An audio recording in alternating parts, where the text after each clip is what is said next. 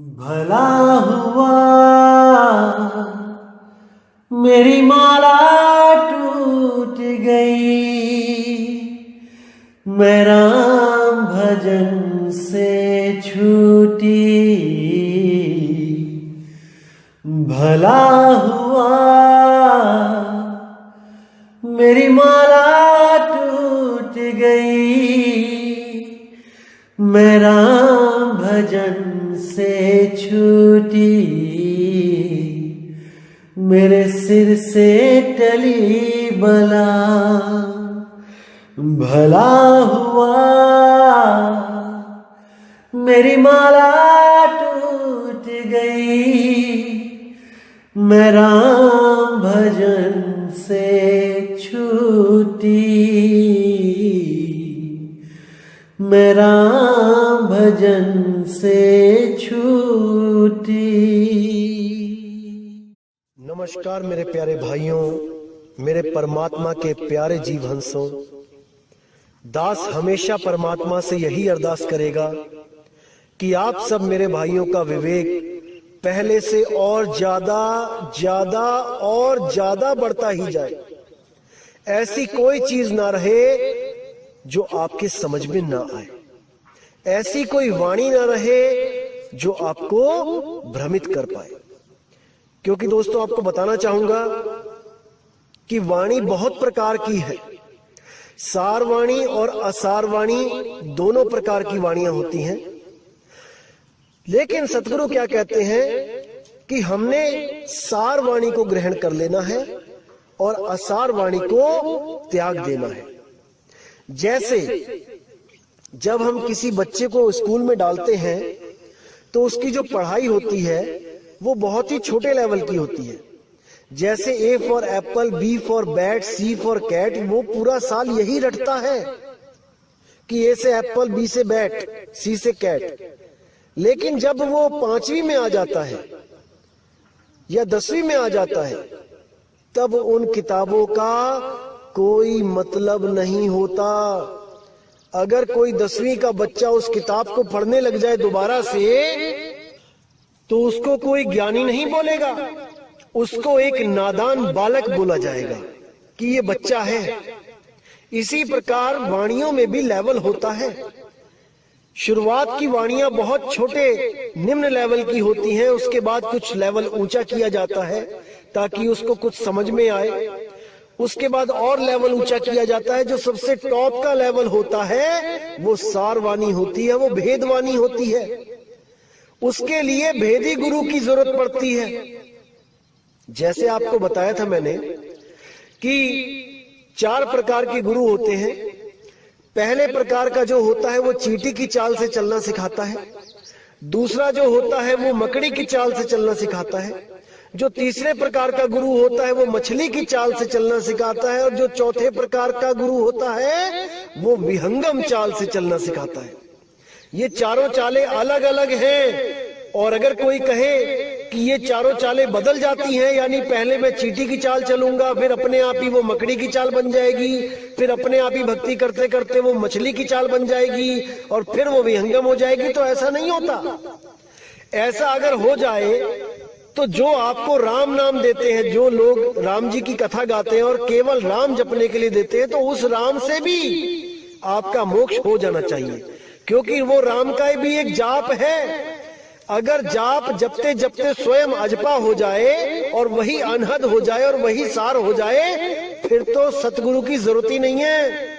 किसी को भी गुरु बना लो और किसी से भी कोई मंत्र ले लो, वो अपने आप ही बदलता चला जाएगा। ये बातें कोई मूर्ख ही कर सकता है, ज्ञानी पुरुष ऐसी बातें नहीं करते।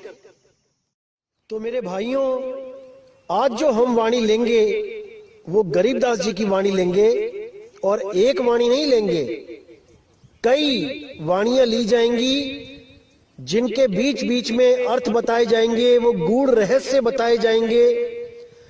जिसके लिए मैं हमेशा बोलता हूं कि मूर्खों को समझाने के लिए, कम अकल जीव को समझाने के लिए बंदी छोड़ को कई तरह की लीलाएं करनी पड़ती हैं। बहुत कुछ छल छिद्र करने पड़ते हैं, कि ये जीव समझ जाए।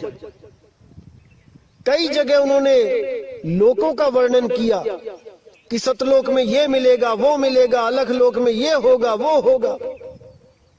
गरीबदास जी ने भी बहुत कुछ बोला कि वहां पर ऐसे ऐसे मिठाइयां होंगी, हंस होंगे, हंसिनी होंगी, वहां पे नगाड़े बजेंगे, चंवर करेंगे, सिंहासन लगा होगा परमात्मा का। बहुत कुछ बोला, लेकिन वो सार नहीं है। आज सार और असार वाणी का निर्णय करेंगे कि एक ही संत दो चीजें कैसे बोल सकता है, वो भी एक दूसरे के विपरीत।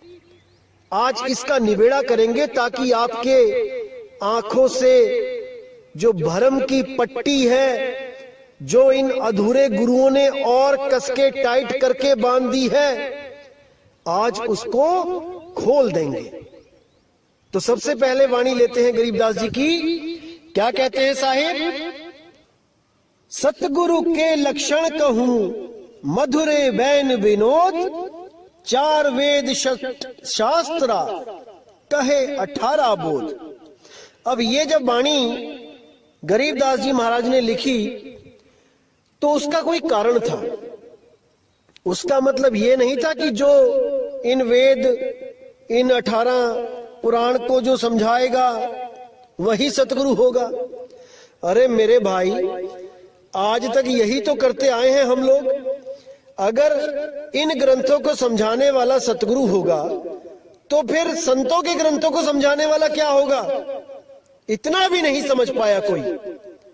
ये प्रथम क्लास की पढ़ाई है, पहली क्लास की, कि कम से कम जो कुछ भी नहीं करता है, जो मांस भक्षण करता है, शराब पीता है, तो कम से कम उस गुरु की शरण लग जा जो वेदों की कहानियां, जो पुराणों की कहानियां, श्री रामचंद्र जी की, श्री कृष्ण जी की कहानियां सुना के उसके मन में थोड़ा सा प्रेम पैदा करे कि भगवान भी कोई चीज है। ये इसलिए बोली गई है, इसलिए नहीं बोली गई है कि सतगुरु आके पुराण में बताएगा, खोल के, वेद खोल के बताएगा। बिल्कुल नहीं। कैसे नहीं, वो अब बताते हैं। तो गरीबदास जी क्या कहते हैं? पोथी तो थोथी भई थूक बिलोवे काही, चार वेद पंडित पढ़िया ओ अक्षर नहीं माही। ओह अक्षर नहीं अक्षर कलम लिखिया नहीं जाए, पूछे व्यास सुखदेव को कथा कहत है काहे।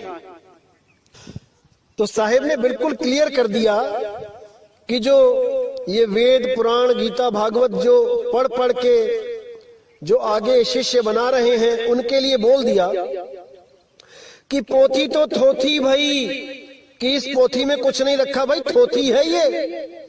थूक बिलोवे काही, कि जैसे दही को मथ के मक्खन मिलता है, लेकिन पानी को मथ के कुछ भी नहीं मिलता है। लेकिन इसको तो थूक बोल दिया साहिब ने। थूक बिलोवे काही, चार वेद पंडित पढ़िया ओ अक्षर नाही माही, कि चारों वेदों का ज्ञान रख लिया तुमने पढ़ पढ़ के।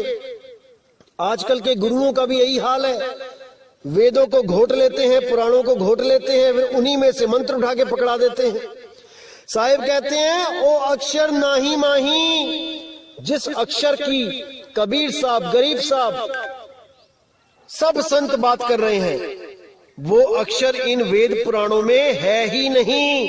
एक अक्षर की बात है केवल, वो एक अक्षर जिसको मिल जाए उसका बेड़ा पार हो जाए। अब साहिब कहते हैं ओ अक्षर नहीं अक्षरम कलम लिखिया नहीं जाए, पूछो व्यास सुखदेव को कथा कहत है काहे। कि वो नी अक्षर, वो एक ऐसा अक्षर जो नी अक्षर है, जो अक्षरों में नहीं आता, वो कलम लिखिया नहीं जाए, उसको कलम लिख ही नहीं सकती। यार तुम कौन से ग्रंथ ढूंढ रहे हो, कौन से ग्रंथों में उस अक्षर को ढूंढ रहे हो? वो किसी ग्रंथ में नहीं लिखा है, वो लिखा ही नहीं जा सकता, क्योंकि साफ बोल दिया कलम लिखा नहीं जाए। कलम के द्वारा उस अक्षर को लिखा ही नहीं जा सकता किसी ग्रंथ में। अरे तुम क्या सोच रहे हो, क्या पढ़ रहे हो, क्या ढूंढ रहे हो ग्रंथों में? वो अक्षर ग्रंथों में नहीं है, जिसके लिए गरीबदास जी ने बोला 52 अक्षर लेख राम रंग होरी हो, वो आखर या में ना ही राम रंग होरी हो, रहे शेष का शेष राम रंग होरी हो, कागज कलम कलेश राम रंग होरी हो। कि ये कागज कलम कलेश है, ये अक्षर तुम्हें उलझाने के लिए बनाए गए हैं। अगर तुम इन अक्षरों का जाप करते हो, अगर इन अक्षरों को पढ़ के ज्ञान को समझते हो कि वो अनाम है, अकह है, अबोल है, अचल है, तो ये अक्षर तुम्हारे साथी हैं, ये तुम्हें दिशा दे सकते हैं। लेकिन अगर तुम वो अक्षर भी इसमें ढूंढते हो जो परमात्मा ने इन ग्रंथों से परे रखा है, तो तुमसे बड़ा मूर्ख कोई नहीं है भाई। परमात्मा ने साफ बोला है, 33 अरब ज्ञान हम भाखा, मूल ज्ञान को न्यारे राखा। वो मूल शब्द को, वो सार शब्द को न्यारा रखा है, हर ग्रंथ से न्यारा, क्योंकि वो लिखा ही नहीं जा सकता, उसको कोई लिख ही नहीं सकता, वो सार नाम ऐसा है। लेकिन इन अधूरे गुरुओं ने ऐसा जाल बुना कि सब उसमें उलझ गए, बुद्धि विवेक भ्रष्ट कर दी सबकी। लेकिन मेरे भाइयों, अब बिल्कुल चिंता ना करो, एक एक चीज को ऐसे खोल के समझा दिया जाएगा कि आने वाले अनंत युगों तक ये काल के दूत किसी को नहीं भरमा पाएंगे। ये मेरा वादा है आप लोगों से। लेकिन आपने भी पूरा विवेक लगाना है कि मैं कहना क्या चाहता हूं, तभी बात बनेगी मेरे भाई। अन्यथा मैं ऐसे ही बोल के एक दिन चला जाऊंगा और कुछ हाथ पल्ले नहीं लगेगा। इसीलिए बोल रहा हूं, पूर्ण विवेक जगा लो अपना। एक भी ऐसी चीज ना रहे जो आपको भ्रमित करे, दिल में शंका उत्पन्न करे, ऐसी कोई चीज ना रहे। तो गरीबदास जी कहते हैं, ओ अक्षर नी अक्षरम, कलम लिखिया नहीं जाए, पूछी व्यास सुखदेव को, कथा कहत है काय। कि क्यों तुम ये कथाएं कह कह के जीव को उलझा रहे हो? वो अक्षर इन कथाओं में नहीं मिलेगा, ना ही इन कथाओं को सुन के किसी का मोक्ष होगा, क्योंकि मुक्ति केवल और केवल शब्द से मिलती है मेरे भाई। और शब्द ही मुक्ति का दाता है, शब्द ही गुरु है, कोई देह गुरु नहीं है। देह गुरु तो केवल शब्द का भेद बताने के लिए संसार में आता है, उसके बाद वो शब्द का भेद बता के चला जाता है। और जो शब्द का भेद आपको दिया जाता है, असल में वही शब्द गुरु है, जो आपकी सुरती की संभाल करेगा, जो आपकी सुरती को इस 3 लोक से पार करेगा। उसी शब्द को ध्याना है मेरे भाई, उसी शब्द को ध्याना है, जिसके लिए गरीबदास जी ने बोला, सुरग नरक नहीं मृत्यु है, नहीं लोक बंधान, गरीबदास जिंदा कहे, शब्द सत्य प्रमाण। देखो यहां कितना क्लियर कर दिया। अगर आप विवेकी होगे, एक पल में समझ जाओगे कि यहां क्या बताया जा रहा है। सुरग नरक नहीं मृत्यु है, यानी जो ज्ञानी जीव होते हैं उनके लिए स्वर्ग नरक मृत्यु ये कुछ नहीं होता, कुछ भी नहीं होता। वो कभी मरते नहीं हैं, वो अमर होते हैं। ये दुनिया का भ्रम है कि कोई मर रहा है या कोई पैदा हो रहा है। आत्मदेव कभी मरता और पैदा नहीं होता, वो हमेशा हमेशा अचल है। अगर उस आत्मदेव को आपने अपने स्वरूप को प्राप्त कर लिया तो आप भी जन्म मरण से, स्वर्ग नरक से न्यारे हो जाते हो। तो यहां बिल्कुल क्लियर कर दिया, स्वर्ग नरक नहीं मृत्यु है, नहीं लोक बंधन, किसी लोक का बंधन नहीं है मुझे कि मैं सतलोक जाऊंगा, कि अलख लोक जाऊंगा, कि स्वर्ग जाऊंगा, कि ब्रह्म लोक जाऊंगा, कि पाताल लोक जाऊंगा। अब मैं किसी लोक में नहीं जाऊंगा, अब मैं शब्द में रहूंगा। आगे क्या कहते हैं, गरीबदास जिंदा कहे, शब्द सत्य प्रमाण, कि वो शब्द सत्य है, ये प्रमाण दे रहा हूं मैं आपको। जिस शब्द में आपने सुरती को धरना है, अरे सुरत समाए शब्द में, वाह को काल ना खाए। किस शब्द को? शब्दे शब्द रहेगा भाई, दूनी सृष्टि सब परलो जाई। चलसी कच्छ मच्छ कुरंबा, चलसी धौल धरणी अठखंबा। आगे देखिए कितना स्पष्ट लिख दिया है, अक्षर रूप रहे नहीं कोई, जिन एती लीला समोई। नी अक्षर है रूप हमारा, हम ना चली चली संसारा। कितना क्लियर कर दिया कि मेरा रूप नी अक्षर रूप है, शब्द रूप है, मेरा धुन रूप है। नी अक्षर धुन जहावा होई, सोगत जाने बिरला कोई। कितना स्पष्ट है कि शब्दे शब्द रहेगा भाई, दूनी सृष्टि सब परलो जाई। कि केवल और केवल शब्द ही रहेगा अंत समय में। ये जितनी भी सृष्टियां हैं, सतलोक, अलखलोक, अगमलोक, अनामी लोक, ये स्वर्ग, ये नरक, ये ब्रह्मलोक, ये पाताललोक, ये सब नष्ट हो जाएंगे, क्योंकि ये सब पैदा हुए हैं, ये बने हैं। जो बना है वो एक दिन बिगड़ेगा। क्या नहीं बना? शब्द नहीं बना। कौन सा शब्द नहीं बना?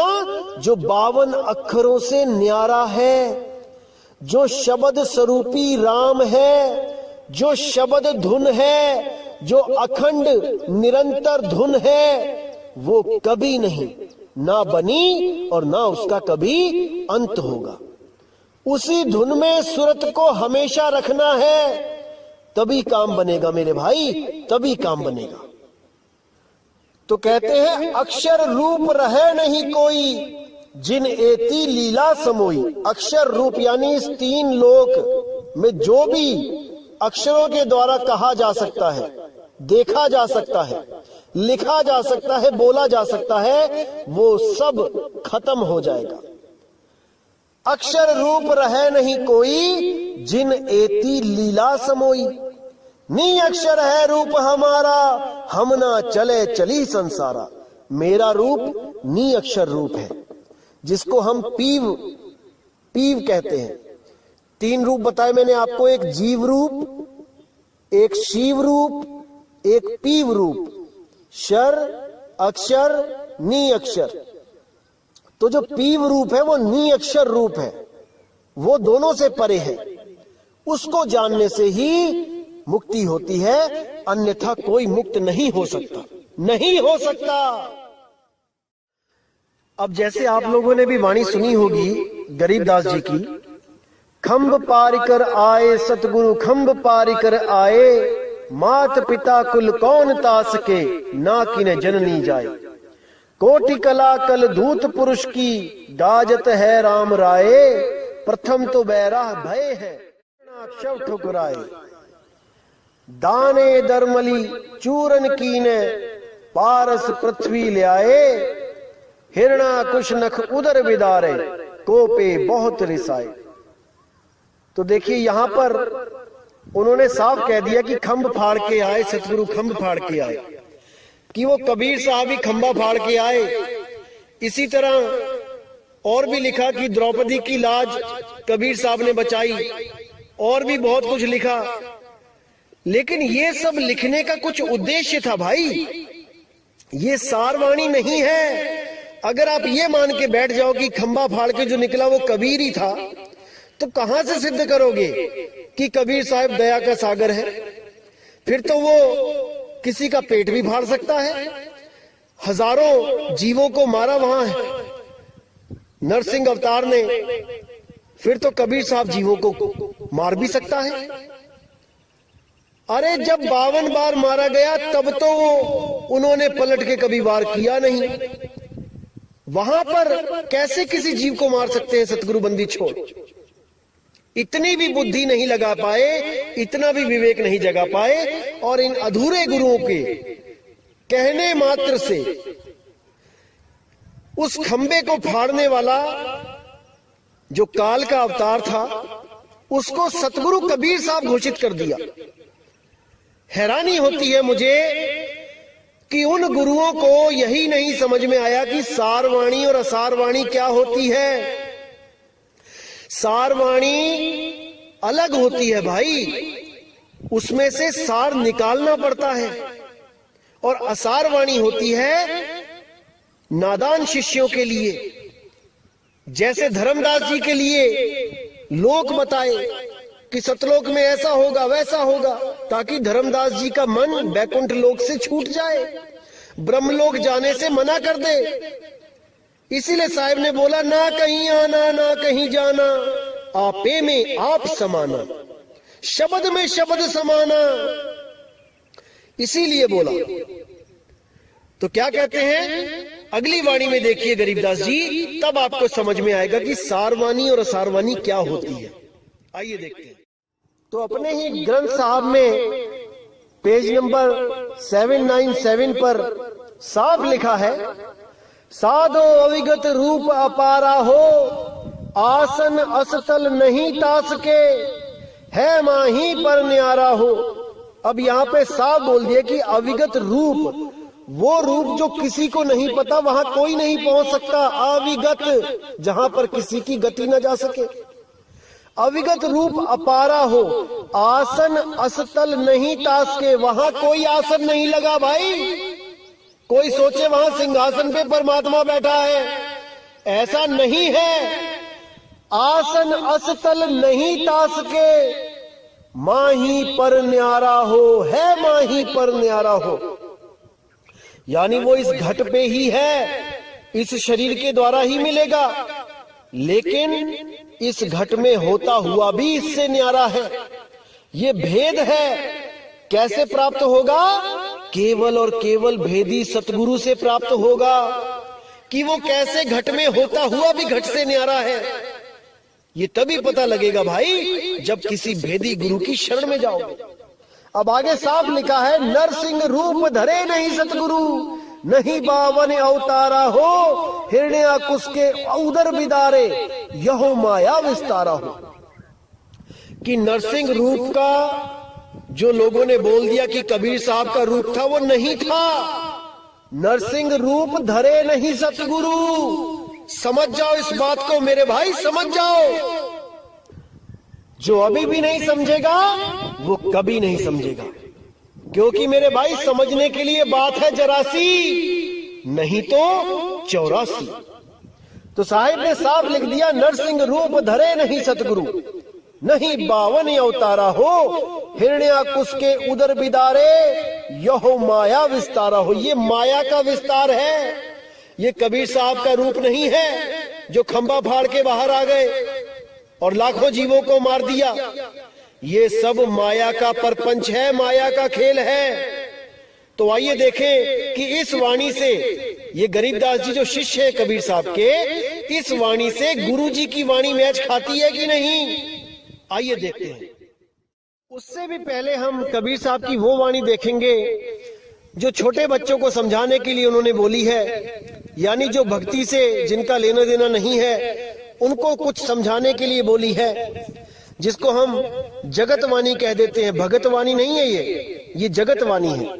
तो क्या कहती है वाणी? गुरु ग्रंथ साहब अंग नंबर 1194 1194 पे, प्रभथम्ब ते निकसे कै बिसथारी, हर नाखस छेदियो नख बिदार, ओ परम पुरख देवादि देव, भगत हेत नरसिंह पेव, कहे कबीर को लखे न पार, प्रहलाद उघारे अनेक बार। अब इस वाणी को दिखा के भी कई लोग सिद्ध करते हैं कि देखो गरीबदास जी भी कह रहे हैं कि खंभ फाड़ के सतगुरु बाहर आए, और कबीर साहब भी कह रहे हैं कि वो देवादि देव परम पुरुष वही रूप धारण करके आया। नहीं मेरे भाई, इसी को समझना है। भगतवाणी और जगतवाणी में बहुत फर्क होता है। जब तक आप भगतवाणी यानी कि असार के साथ जुड़े रहोगे, आप सार को प्राप्त नहीं कर सकते। इसी तरह हर वाणी का अलग मतलब निकलता है जब आप किसी भेदी सतगुरु के पास जाते हो। अब इस वाणी से सिद्ध हो जाता है कि गरीबदास जी ने जो बोला था कि खंभ फाड़ के बाहर निकले सतगुरु, वो सही है। लेकिन अब अगली वाणी आप देखिए बीजक में से, तब आपको समझ में आएगा कि सत्य क्या है, असत्य क्या है। तो आइए देखें बीजक की वाणी क्या लिखा है। संतों आवे जावे सो माया, साफ कर दिया साहिब ने कि जो आए और जाए वो माया है। संतो आवे जावे सो माया, है प्रतिवाल काल नहीं वाके, ना कहूं गया ना आया। जो परमात्मा है असली वो कहीं आता जाता नहीं है, वो अचल है, अबोल है, अडोल है, अकह है, अनाम है। का मकसूद मच्छ कछ होना, संखा सुर न संहारा। है दयाल द्रोह नहीं वाके, कहूं कौन को मारा। कि वो तो दयाल है, वो किसको मारेगा। और जो ये सोचता है कि वो किसी को आके मारता है तो उससे बड़ा मूर्ख कोई नहीं। वो किसी को नहीं मारता भाई। तो आगे साफ कह दिया, ये सब काम साहिब के नहीं, झूठ कहे संसारा। खंब फार जो बाहर होई, ते ही पतीजे सब कोई। हिरण्या कुस नख उदर बिदारे, सो करता नहीं होई। बावने रूप बलि को जाचे, जो जाचे सो माया। बिना विवेक सकल जग भर में, माया जग भर माया। बिल्कुल साफ कर दिया साहिब ने कि जिसके पास विवेक नहीं है वो इस जग में भरमता ही रहता है। उसको कोई ठौर मिल ही नहीं सकता, क्योंकि एक तो विवेक कम है, ऊपर से कोई विवेक दे तो उसको अपना दुश्मन समझ लगते हैं, उसको दुश्मन समझने लगते हैं। यही उनकी पतन का कारण बनेगा। अगर सत्य के पुजारी हो मेरे भाई, तो सत्य को सुन के सत्य से प्रेम करना सीख लो। अगर सत्य को तज दोगे तो यहीं धक्के खाते रह जाओगे, यहीं भरमते रह जाओगे। जान पूज सांची तजे। अगर कोई भी जानबूझ के सत्य को तजता है तो उससे बड़ा खुद का दुश्मन नहीं है उसका कोई। वो स्वयं का ही नाश करेगा। इसीलिए साहिब ने बोला कि शब्द विवेकी पारखी, सो माथे का मोर। गुरु मेरे सभी बड़े, अपनी अपनी ठौर। कि बहुत गुरु मिलेंगे संसार में, लेकिन वो शब्द भेदी गुरु नहीं मिलेगा। करोड़ों में से कोई एक गुरु होगा जिसके पास शब्द का भेद है, अन्यथा सबके सब इन 52 अक्षरों में ही खुद भी उलझ जाएंगे और अपने भक्तों को भी उलझा देंगे। और भक्ति करवा के 52 अक्षरों की किसी ना किसी लोक में भेज देंगे। फिर उसी लोक से वापस यहीं पर आके जन्म लेना पड़ेगा।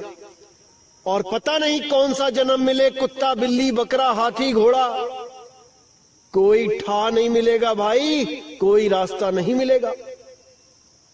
इसीलिए साहिब कह रहे हैं कि फूटी आंख विवेक की, लखे न संत असंत, जाके संग 10-20 है, वाको नाम महंत। जिसके साथ 50, 100, 1000, 10,000 बंदे खड़े हो जाते हैं, वही जगत गुरु बन के बैठ जाता है, वही सतगुरु बन के बैठ जाता है। अरे भाई, विवेकी सतगुरु को ढूंढो, अन्यथा यहीं भटकते रहोगे, यहीं भटकते रहोगे।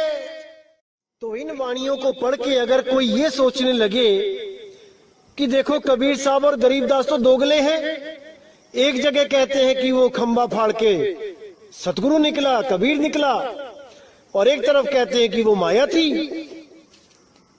तो सब उनको दोगले समझने लग जाएंगे। लेकिन ऐसा नहीं है भाई। बच्चों को समझाने के लिए ज्ञान कुछ और होता है, बड़ों को समझाने के लिए ज्ञान कुछ और होता है। नादान लोगों को समझाने के लिए ज्ञान कुछ और तरीके से समझाना पड़ता है, और विवेकी पुरुषों के लिए ज्ञान कुछ और होता है। इसी तरह जब मैं कहता हूं कि किसी लोक में नहीं जाना, कोई लोक नहीं है, ये नहीं है, वो नहीं है, कहीं नहीं जाना, तो आप लोग मुझे झूठा समझने लग जाते हो। जबकि मेरी इस बात में बहुत बड़ा भेद छुपा होता है जो आपके समझ में नहीं आ सकता। इसीलिए कह रहा हूं कि मैं वही बोलता हूं जो कबीर साहब बुलवाते हैं। उन्होंने क्या बोला इन लोगों के लिए कि लोक अलोक शब्द है भाई, जिन जाना तिन संशय जाई। एक तरफ कबीर साहब ने पूरा जोर लगाया कि सतलोक में सतपुरुष है, ऐसे 16 पुत्र पैदा हुए, ऐसे सृष्टि बन गई, ऐसे काल के जाल में फंस गए सब जीव। और एक तरफ कह रहे हैं कि लोक अलोक शब्द है भाई, कोई लोक नहीं है, जितने भी लोक हैं ये सब जाल है, ये सब भरम जाल है, कोई लोक नहीं है। शब्द में आ जाओ, शब्द ही लोक है, शब्द ही परमात्मा है, शब्द ही गुरु है, शब्द से भिन्न और कछु नहीं।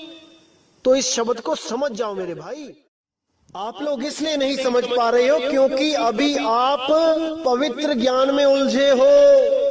जिस दिन आपको मूल ज्ञान की समझ आ गई उस दिन आप पवित्र ज्ञान को त्याग दोगे। पवित्र ज्ञान तुम जग में भाखो, मूल ज्ञान गुप्त कर राखो।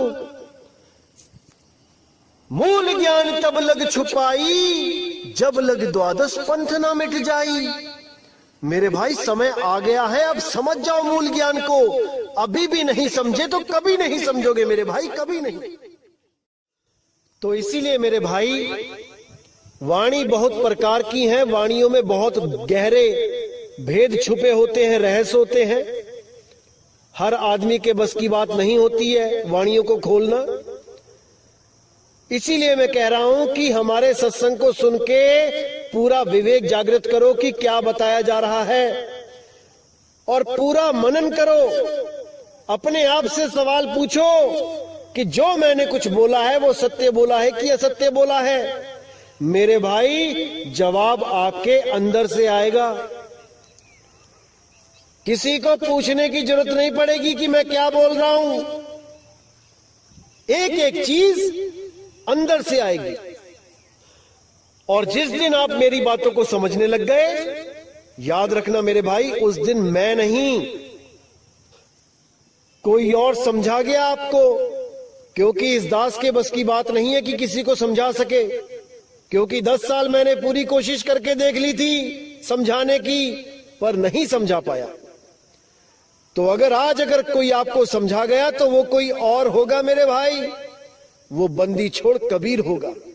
वही आपके विवेक को बढ़ा सकता है। इस दास में इतनी समर्थता नहीं कि किसी का विवेक बढ़ा सके। और जब बंदी छोड़ समझाना शुरू करेंगे मेरे भाई तो सपने तक में ये सत्संग चलेंगे, सपनों में भी आपको ये सत्संग प्राप्त होगा। इसको अनुभव करके देख लेना। याद रखना मेरे भाई, सपने में भी सत्संग चलेंगे। और जिस दिन सपने में सत्संग चलने लग गए उस दिन समझ लेना कि आपका आत्म कल्याण अब दूर नहीं है।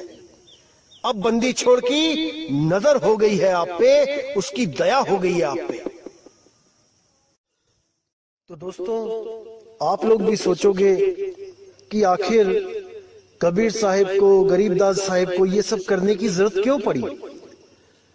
क्यों अपनी ही वाणियों में अपनी ही वाणियों को काट के अधूरा साबित कर दिया? मेरे भाई, आप लोग की सोच वहां तक नहीं पहुंच सकती, क्योंकि उनको पता था कि गरीबदास जी के पंथ में एक से एक काल के दूत आएंगे और जीवों को भरमाएंगे। तो अपने जीवों के उद्धार के कारण उनको ये लीला करनी पड़ी।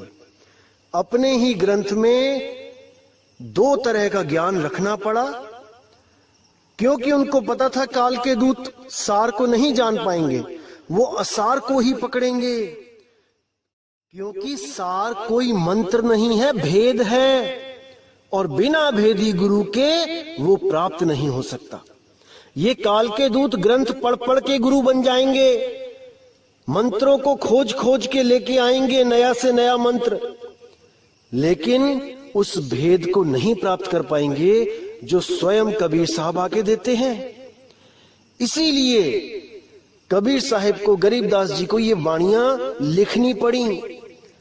लेकिन साहिब ने निर्णय किया है कि सतगुरु ऐसा चाहिए जैसा सूप सुहाए, सार सार तो गही रहे थोथा दे उड़ाए। इन वाणियों में से भी सार को निकाल के और थोथे को जो उड़ा देगा वही बंदी छोड़ है, वही सतगुरु है।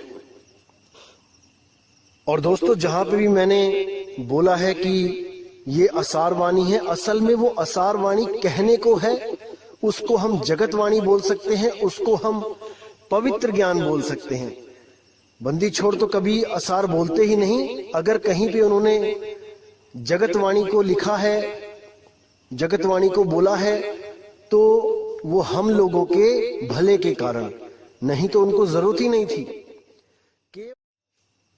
केवल और केवल कालदूतों से उस मूल ज्ञान को छुपा के पवित्र ज्ञान को उजागर करने का मकसद ही यही था कि ये मूल ज्ञान इनके हाथ ना लगे। भले इनके पास भेद ना हो, अगर ये लोग आत्मा की बातें करने लग जाते तो वो मूल ज्ञान के जैसे ही हो जाती। भले उनके पास मूल ज्ञान ना होता, लेकिन वैसी बातें करके वो जीवों को भ्रमित कर देते। जीवों को लगता हमारे गुरु भी यही बात करते हैं जो ये मदन साहिब के पंथ वाले बात करते हैं, हमारे गुरु भी यही बोलते हैं कि आत्मा को प्राप्त करना है।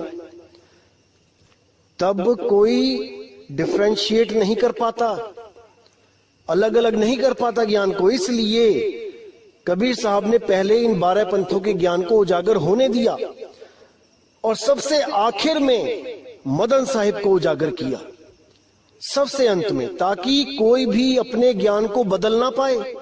ये सब अपनी अपनी पोथियां भर लें, अपने अपने ग्रंथ भर लें, अज्ञान लिख लिख के अपना, और जब मदन साहिब का ज्ञान प्रकट होगा तब कोई भी अपने ज्ञान को बदल ना पाए।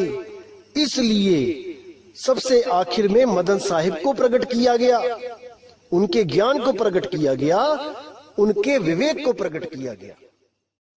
इसी तरह दोस्तों, मेरे भाइयों, संतों की वाणी में बहुत गहरे राज होते हैं। हमें भेदी सतगुरु के पास जाके उन वाणियों का खुलासा करवाना चाहिए, तभी बात बनेगी। तो केवल वाणियों के आधार पे भक्ति नहीं शुरू कर देनी चाहिए कि कहीं पे लिखा है ओ हम सो हम जपो रंग होरी हो, तो वहां ओम सोम जपने लग गए। अरे ये भी लिखा है ओ हम सो हम वाद विवादा, ओ हम सो हम में थे ध्रुव प्रहलादा, ये भी लिखा है। बहुत कुछ लिखा है मेरे भाई, लेकिन हमें सार को पकड़ना है, उस सार शब्द को पकड़ना है।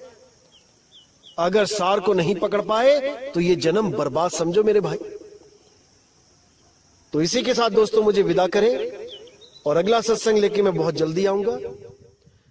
जय गुरु बंदी छोड़ बैराग साहिब, जय गुरु बंदी छोड़ साधु शरण साहिब, जय गुरु बंदी छोड़ बाबा मदन साहिब, जय जय गुरु बंदी छोड़ सतगुरु सत्य कबीर साहिब की सदा ही जय हो, सदा ही जय हो मेरे मालिक की साहिब बंदगी सतनाम।